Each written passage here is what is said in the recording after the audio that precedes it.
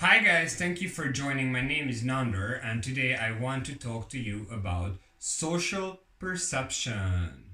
But before that, let me put on my glasses so I look much more credit worthy to you. Right? Isn't that much better? So, what is social perception? Sounds fancy, doesn't it? Well, actually, it's not a very complicated concept. Social perception is the way we understand, see, and perceive our surrounding, and we make attitudes towards the people who are in our environment. That would be social perception. So, not a very complicated concept in itself. However, when we talk about social perception, there are two basic limitations that we need to consider. One being an internal and one being an external limitation. Internal limitation, it comes just from our physical nature. That is, you have a limited capacity to process information. Think about brain structures, think about your capacities, think about, IQ, any of those things. The external limitation is time. So you have to make an attitude, a decision, you have to create choices in time. Just think about when you are running late to school and you have the choice whether to eat the salad at home or take a sandwich to school. You have limited time, you need to make a choice. So, based on these two factors, we can agree that we construct a reality around us. So, how we understand the world, what we think is true. But this is just a constructed reality. What are, in more detail, the things that are considered or we need to consider when we talk about social reality? And this is what social psychology goes more in depth with. What are these things we need to consider? One of them is the pervasiveness of the social influence.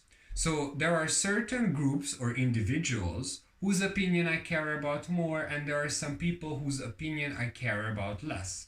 So therefore, I tend to agree with those things, ideas of the people who I care about more than those who I don't care about.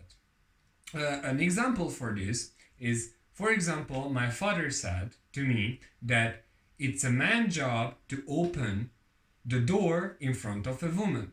So for me, uh, in order to be a man, you need to open the door to a woman. This is just one way to think about these things. So that is, we care about certain opinions and ideas of our peers, our family, and society as in general. We care about certain opinions, and sometimes we make decisions just because we think those people we like more would accept more. So, this is one thing we need to consider. However, why we do it? Why we do this? Well, this is the second concept. It's that we care about the connection with others. We are social animals. We really care about relationships with others. Relationships are very important to us. So, connection with others is another thing that needs to be taken into consideration. Also, as contradictory as human nature is, just as much as I want to connect with you, I want you to acknowledge me and my values. We do care about other people evaluating me and what is mine and what my values are. At the same time, we also need to consider that human nature strives for mastery. What do I mean by this? Well, people try to create accurate opinions and attitudes towards things and people. Well, actually, if you think a little bit more about it, it's actually quite contradictory because appropriate and opinion kind of goes against each other. But anyway, we try to understand things as much as possible. Uh, then we also need to consider the accessibility of the information and the accessibility of the stereotypes we have. So think about this as a box of children toys that a child plays with. There are things on the top, there's things at the bottom. The things on the top are the things the children plays with that usually is there, that is most remembered. The things at the bottom, you're not really gonna put that much effort to find that thing. So this leads us to another concept which is called conservatism. So you have most people, well, general people have a conservative way of thinking. That is, what's on the top, what's usual, the people you surround yourself with are the norm, are the usual, that's what you're used to, that's what you can really relate to. So this leads to stereotypes, and also it stresses the importance of first impressions. And then again, there is another thing we need to consider is that how much effort a person is willing to put into processing an information. Is it going to be superficial or is it going to be extensive? Think about buying a phone. Are you going to just buy any phone that comes along, or are you gonna invest more time and energy into picking out the phone with the features you like the most? You can apply the same concept to people. How much time does it take for you to make a judgment, an attitude towards another person? These are just some of the basic concepts that we need to consider when we talk about perception of others. Okay, so the next thing we need to think about is how we structure the information that we receive from others, the traits we perceive from others. How do we evaluate them? There are several ways we can go about this. One of these ways called the cognitive algebra. Well, it sounds again a very scientific method. The idea would be that you have certain traits that are positive, certain traits that are negative, and based on these traits I just sum certain traits up and I get an answer, so an algebraic equation, how that person would be. Like, intelligent would be plus 2 points, friendly being 1 point, being mean minus 1 point. So when you sum that up, you get a plus 2.